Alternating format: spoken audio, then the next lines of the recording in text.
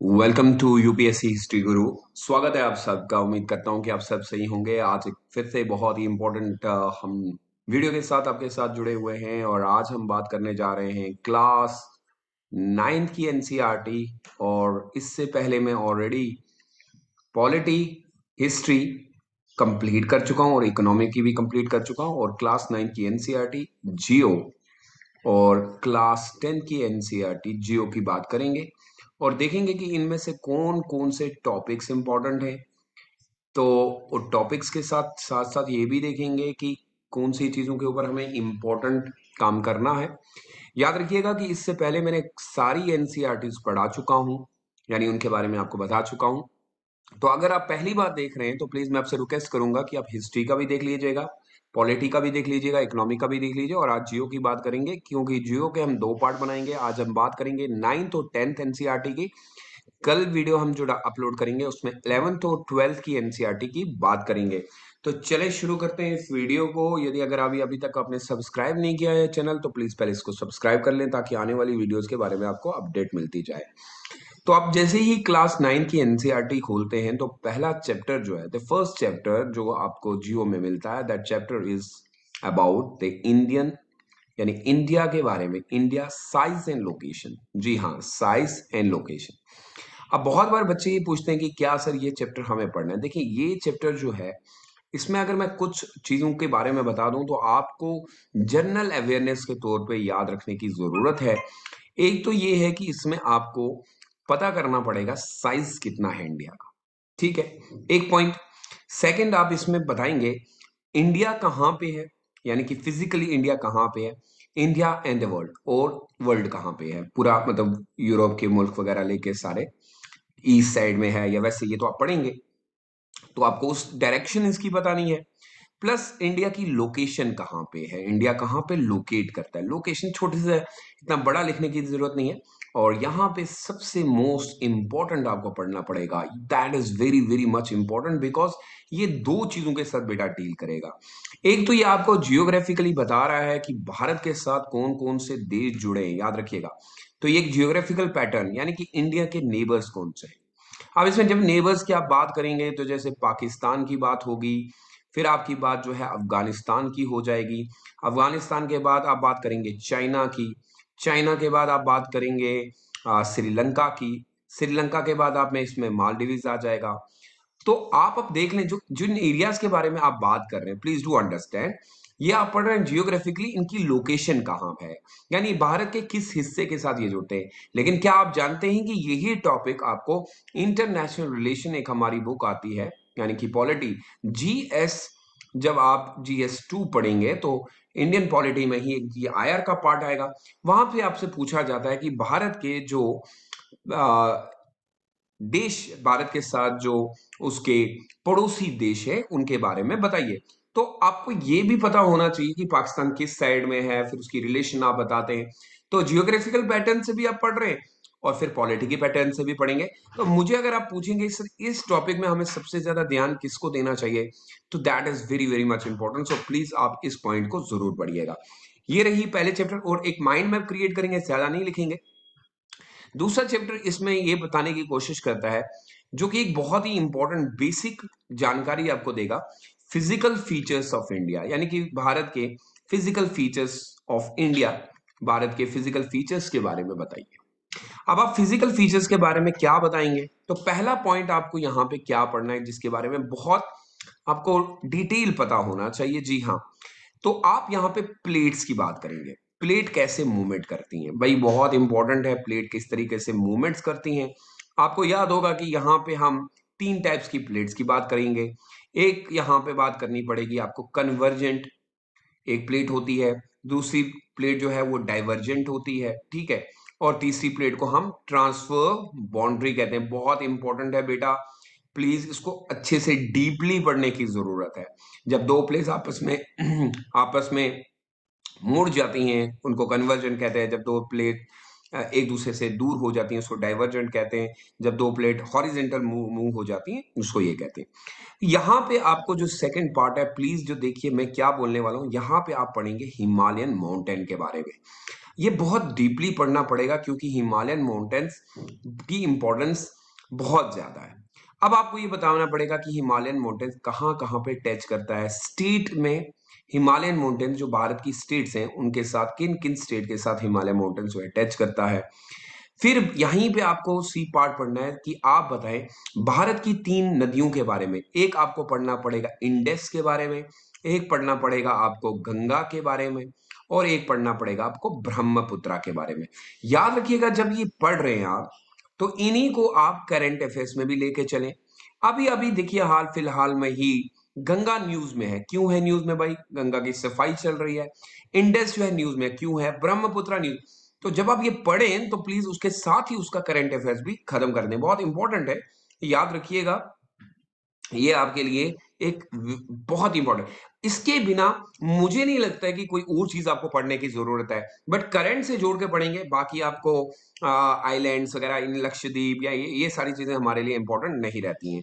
आए चलें अगला टॉपिक जो कि थर्ड टॉपिक हमारे लिए बनेगा, ये है भाई भारत के लिए ड्रेनेज। यहाँ अब ये जो ड्रेनेज आप पढ़ेंगे, प्लीज इस ड्रेनेज को आप करंट अफेयर्स में अगर पढ़ें तो ज्यादा बेटर रहेगा। अब करंट अफेयर्स में कैसे पढ़ पाएंगे सर? तो करंट अफेयर्स में ये कहता है कि देखें भारत का ड्रेनेज सिस्टम कैसा है। भारत का ड्रेनेज सिस्टम अगर आप देखेंगे तो एक ड्रेनेज सिस्टम जो चलता है वो हिमालयन रिवर से चलता है, जिसको पूरे साल आपको पानी मिलता है।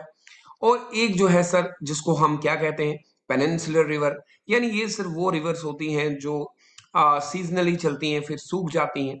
अब यहीं पे आपको क्या करना है भाई, माइंड मैप क्रिएट करना पड़ेगा। आपको बताना पड़ेगा कि बताइए यहाँ पे जो हिमालयन रिवर्स में है से 3 नदियों के नाम बता दें। फिर आप बताते हैं कि यहाँ पे सर इंडस आती है, ये इनमें थ्रू आउट द ईयर पानी बहता है। ब्रह्मपुत्र आ गई सर, इसी में आपकी गंगा आ गई। ठीक है, ये रिवर्स आप बता रहे हैं तो इनकी इंपॉर्टेंस क्या है। फिर आपको यहीं पे बताना पड़ेगा जी बताइए पेनिनसुलर रिवर्स में कौन कौन सी रिवर आती हैं। तो फिर आप नर्मदा का नाम ले देते हैं। ठीक है, नर्मदा रिवर ले लिया। फिर दूसरा आप कहते हैं कि गोदावरी है सर, जहां पे पानी पूरे साल तो नहीं बहता। फिर सर कृष्णा रिवर है। तो इन चीजों को आपने क्लासिफिकेशन करके पढ़ना है, क्लासिफाई कर देना है अलग अलग। और फिर इसी चीज में आपके लिए एक और चीज जो इंपॉर्टेंट हो जाएगी, यहां पे जो सबसे इंपॉर्टेंट है, आप इकोनॉमिकली बताइए रोल ऑफ वाटर और role of rivers in the economy of India. Economy के तौर पे अगर हम देखें तो रिवर्स की क्या इंपॉर्टेंस है भारत में, रिवर्स की इंपॉर्टेंस बताएंगे। तो आप यह जानते हैं कि सारे जो संसाधन हैं जिनको हम नेचुरल रिसोर्सेज कहते हैं, वो सारे के सारे ही हम लोगों को नदियों पे ही डिपेंडेंट होते हैं। तो यहाँ पे एक बहुत अच्छा सा नोट आप क्रिएट कर सकते हैं और इस नोट में आप लिख सकते हैं क्या चीज है क्या नहीं है। और फिर आपका जो लास्ट एंड इंपॉर्टेंट रहेगा that is about the river pollution. Please इसके बिना आपको कुछ पढ़ने की जरूरत नहीं है। ये 2 टॉपिक बहुत इंपॉर्टेंट है क्योंकि ये करंट बेसिड है बेटा। करंट बेसिड आप ये नहीं है कि आपने इससे पढ़ा। आप जरा सोचें क्या है रिवर्स की इंपॉर्टेंस आज भारत के अंदर, जब हम पावर को बना रहे हैं, इरिगेशन फैसिलिटीज उठा रहे हैं, रिवर पोल्यूटेड कैसे हो गई, इसके बारे में करंट में बताइए। तो ये रहे आपके 3 चैप्टर। इसके बाद एक और चैप्टर है that is related to climate. अब आजकल देखिएगा कि क्लाइमेट के ऊपर बहुत ज्यादा न्यूज आती है भाई, आती है सर। तो फिर ये फिर से करंट अफेयर्स में जाएगा। तो सर हमें क्या करना चाहिए, पहले हम करते हैं बेसिक। सबसे पहले आप पढ़ेंगे इसकी इंट्रोडक्शन की। इंट्रोडक्शन में क्लाइमेट क्या होता है, क्लाइमेट किस तरीके से कंट्रोल होता है, क्लाइमेटिक कंट्रोल क्या होते हैं, ये पढ़ना जरूरी है। तभी जाके आपको क्लियर होगा एक ये पॉइंट। उसके बाद आपको फैक्टर जो है इफेक्ट करते हैं, फैक्टर्स क्या हैं जो इफेक्ट करते हैं किसको भाई, इफेक्टिंग इंडियन क्लाइमेट। इंडियन के क्लाइमेट्स को कौन कौन से फैक्टर जो है इफेक्ट करते हैं। तो अपने आई होप आपने पढ़ा होगा, जिसमें लैटिट्यूड अल्टीट्यूड हो गया या प्रेशर ऑफ विंड होता है जिसकी वजह से। और फिर बात बनती है द इंडियन मॉनसून। जी हाँ, मॉनसून के बारे में आपको लिखना पड़ेगा क्योंकि यही आपका एक मेन पार्ट है आपके इसके क्लाइमेट का। तो मॉनसून के बारे में आपको पता होना चाहिए। रेनफॉल जो है किस तरीके, तो it is only about the 3। इस टॉपिक में सिर्फ 3 चीजों को पढ़ना है, बाकी सारी चीजें आप छोड़ सकते हैं। अगला टॉपिक आपको बताएगा नेचुरल वेजिटेशन। जो टॉपिक में बेसिकली चैप्टर के साथ ही बता रहा हूं कि कौन से पॉइंट पढ़ने हैं।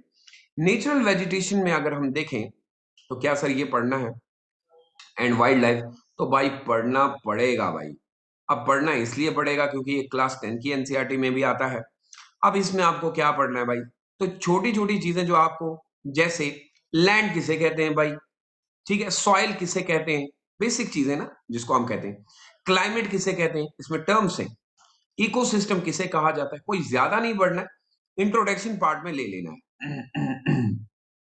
उसके बाद हमारे एवरग्रीन फॉरेस्ट कौन से होते हैं, देखें evergreen forest very much important, forest के बारे में यूपीएससी पूछता है। उसके बाद हमारे पास ट्रॉपिकल ट्रॉपिकल फॉरेस्ट कौन से होते हैं, ठीक है, ये आपको पता होना चाहिए। उसके बाद आपको याद है हमारे पास एक और होता है थॉर्न फॉरेस्ट, ये कौन सी चीजें होती हैं भाई, ये भी पता होना चाहिए।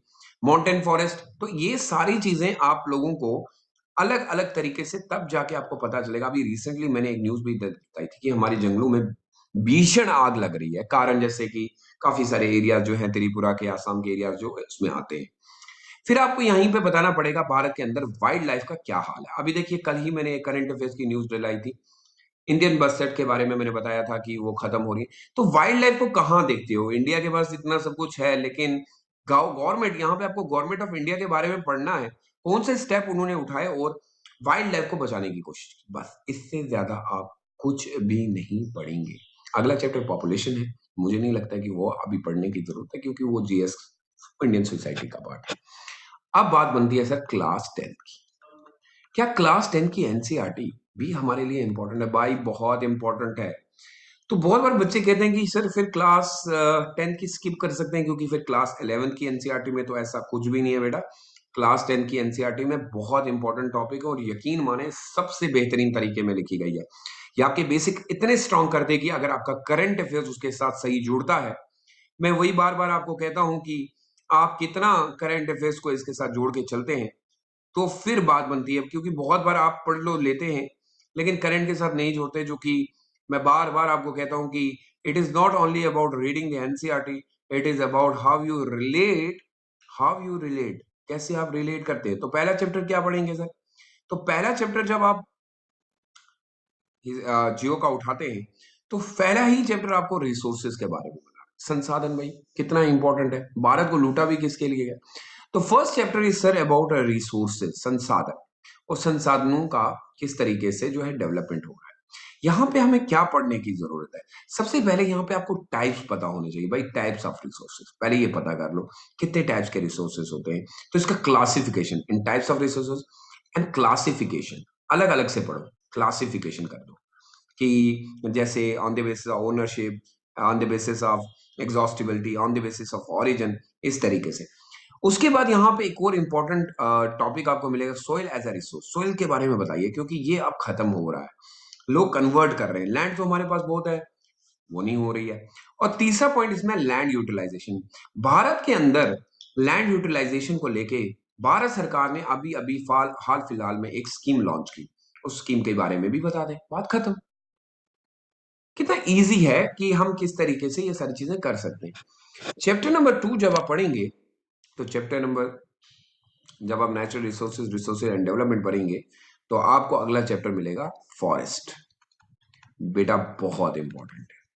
इस टॉपिक में से मैं एक बात, जब हम पढ़ रहे थे, और जब मैं बच्चों को जियो के बारे में बोलता हूँ, मैं कहता हूँ कि जिसने फॉरेस्ट के बारे में नहीं पढ़ा उसने कुछ नहीं पढ़ा, क्योंकि खासकर यूपीएससी फॉरेस्ट को लेके बहुत ज्यादा सवाल पूछती है।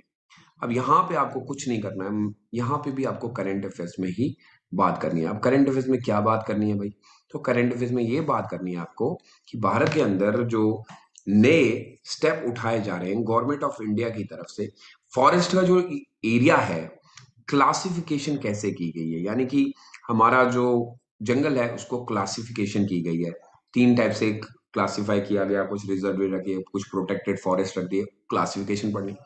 स्टेप, ये बहुत इंपॉर्टेंट है, क्या क्या स्टेप उठाए हमने टू कंट्रोल द डिफॉरेस्टेशन, भाई ये जो जंगल काटे जा रहे हैं ना, इनको किस तरीके से कंट्रोल किया जा रहा है।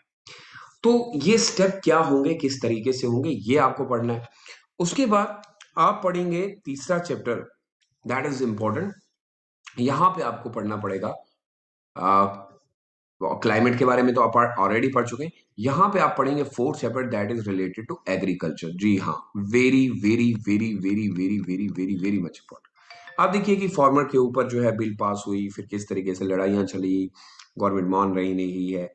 तो यहाँ पे आपको पहले पता होना चाहिए भारत के पास कौन कौन से मेजर क्रॉप्स हैं, यानी कि भारत के पास कौन कौन से अलग अलग प्रकार के जो है हमारे पास अनाज निकलते हैं, जिसमें मैलेट हो गया, मेज हो गया, पल्सेस हो गए, शुगर केन हो गए, ऑयल सीड हो गए, टी होगी, कॉफी हो गई, कॉर्डिमम हो गई। आपको यहाँ पे मेजर क्रॉप्स के साथ साथ उनकी जो है पर्टिकुलरली ये भी पता होना चाहिए कि उनको कौन सी सॉइल में उगाया जाता है, उनका टेम्परेचर कितना होता है, वाटर लेवल कितनी रखी जाती है, ये सारी चीजें पता होनी चाहिए। एंड द मोस्ट इंपॉर्टेंट, ये मेजर क्रॉप्स कहाँ किस स्टेट में उगाई जाती है, स्टेट पूछता है, यस रखिए, याद रखिएगा। इसी एग्रीकल्चर में आपको याद रखना पड़ेगा कि टाइप्स ऑफ फार्मिंग कैसे होती है, कितने टाइप की फार्मिंग की जाती है। अब आप शिफ्टिंग कल्टीवेशन की बात कर लेंगे, क्रॉप पैटर्न हमारे पास अलग, प्रिमेटिव है, एक्सटेंसिव है, वेरी वेरी मच इंपॉर्टेंट बेटा। ये आज के दौर में पढ़िएगा कि भारत किस तरीके से यूज कर रहा है। फिर ये कहते हैं कि क्या भारत को टेक्नोलॉजी यूज जो कर रहा है, टेक्नोलॉजी एंड इंस्टीट्यूशनल रिफॉर्म जो हमने नई नई भारत सरकार ने जो है सिस्टम इंट्रोड्यूस करवाया, क्या उससे आपको लगता है कि भारत के अंदर एग्रीकल्चर को बढ़ावा मिल सकता है? So very very very very much important. उसके बाद हमारा अगला टॉपिक आता है मिनरल्स एंड मिनरल्स। जी हाँ, मिनरल्स के बारे में आपने पढ़ा होगा, मिनरल्स एंड एनर्जी रिसोर्सेज। ये टॉपिक मुझे ज्यादातर किस चीज में लगता है, ये लगता है कि मुझे साइंस एंड टेक में भी बहुत इंपॉर्टेंट है, इसका रोल है।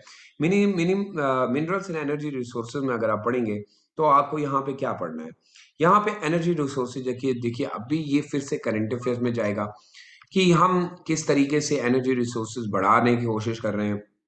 मिनरल्स में हमारे पास कौन कौन से मिनरल जो है भारत के अंदर निकलते हैं, आयरन हो गया जैसे, ओर हो गया जैसे, कॉपर हो गया, ये सारी चीजें कहाँ कहाँ पे, लाइमस्टोन हो गया।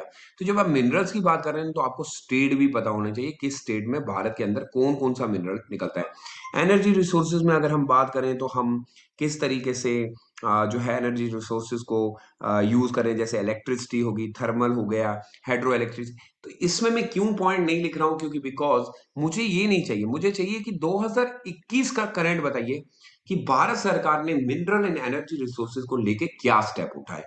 क्योंकि बुक जब आप पढ़ते हैं तो बुक में क्या होगा कि बुक में आपको वो पुरानी चीजें बताएगा जो आपके लिए आप इंपॉर्टेंट नहीं रही हैं। अगले टॉपिक जो है दैट इज मैन्युफैक्चरिंग इंडस्ट्रीज। जी हाँ, मैन्युफैक्चरिंग इंडस्ट्रीज। अब देखिए मैन्युफैक्चरिंग इंडस्ट्रीज के ऊपर भी सवाल बन सकता है, बनेगा क्या, बन सकता क्या है, इंपॉर्टेंट है।